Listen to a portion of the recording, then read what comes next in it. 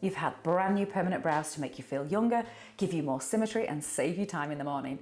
Here's why you should definitely hate them. I've been a permanent makeup artist for over a decade and I've helped thousands of women get the brows of their dreams. But it isn't a smooth ride, so in this video I'm going to explain why having permanent makeup that you hate will give you brows that you love. Trust me. So let's start with why the pigment will make you hate your new brows. Eyebrow techniques and eyebrow pigments are not all the same. Most of the women I treat want natural results that look just like real eyebrows. To achieve that, I try to use the most natural looking pigments I can. So when I'm trying to get the most natural results, especially as the clients get a little bit older, I want to use pigments that are softer and that are mostly mineral based. They give beautiful, sheer, natural results. But in the healing process, those pigments lighten by about 40%. So to get the result we want, I have to add 40% more pigment than we eventually want, giving the client bolder, darker and more saturated brows that will not look natural on day one. And here's another couple of reasons the pigment will look even worse for a little while. So firstly, when we look at the finished brows, we're not looking at the pigment as it will appear once it's healed. Once the brow is healed, it's going to sit under the surface of the skin and the skin will add a translucent layer to mute the colour. When the pigment is fresh, it's still sitting on the surface of the skin. We're looking right at it, so it's really bold. It hasn't had a chance yet to be covered and muted to a more natural colour. And then once you leave the clinic, the pigment plays another little trick on you. So if you think about grazing your elbow, when you first do it, it looks fresh and bright red. Once the blood dries and oxidizes, it looks much darker, and the same thing happens with your brows. The pigment dries and it looks a lot darker, and this gets more obvious after a few hours.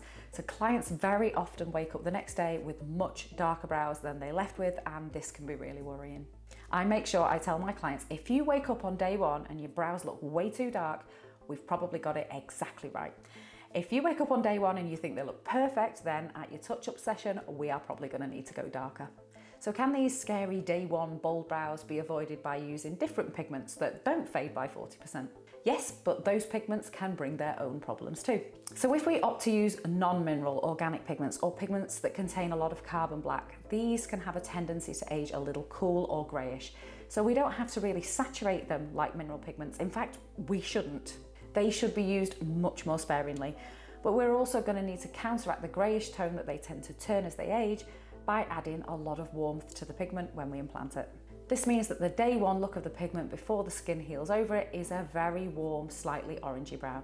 They'll cool down once the skin covers them, but for a few days, you might hate your orange brows. And it's not just the pigment that stands out so much in the first few days. At your appointment, we're going to measure your face and give you the perfect brow shape for you. But if you've been used to your old brow shape for years, even if you hate it, when we finish, you're going to look very different, especially if we add a very bold pigment to that. This big visual change can make clients zone in on the eyebrows and see the change as being much bigger than it actually is. This change to the shape is also made worse by the fact that the skin swells a little bit after the treatment, so fresh brows look 10 to 15% bigger than they will do when they heal. All these factors can make a client wake up the next day and have what we call brow shock and start to regret the decision. But there are ways to make sure this doesn't happen. So here's what I do, and I hardly have any brow shock clients anymore. If you know something's going to be 40% darker, then you'll be much more prepared to find them dark. So the first thing I do is explain this process fully to clients so that they're prepared to feel a little shocked. To get absolutely perfect results, eyebrows are a two-step process. It's far easier to add than to take away. So I always tell my clients I'd rather they be a little underwhelmed or even disappointed by the healed colour of the first session, because we're going to build on it and we can always go bolder and darker if necessary. The next trick I have up my sleeve is in my clinic, and it really works instantly to calm brow shock clients. Because the brows are a different shape and they look a lot bigger in brow terms, once I've showed my clients the detail of the brows in a hand mirror, I take them over to a full length mirror. That way they can see the whole body, face and brows. They can see that when they look at the big picture, it's not that big a deal. I also coach my clients on what to do if they feel like the brows are too bold once they get home. This happens much more with fairer clients than with darker clients because they can pull off that darker look easier. But if they wake up and feel like they're all eyebrows, then the best way to balance it is put on a bit more eyeshadow, a bit more mascara, and that'll balance the boldness out. It's always the right thing to do for artists to give the clients the brows that are going to heal and age the best, rather than focus on what looks great instantly on Instagram. Once those few days of brow shock are over, the results that the clients get are so worth it. Brow healing is a wild ride and brows can do some really strange things when they're healing. but there are ways to avoid the worst bits by adhering to strict aftercare. There are things that a client should be doing and things that they definitely shouldn't be doing to get the best healed results.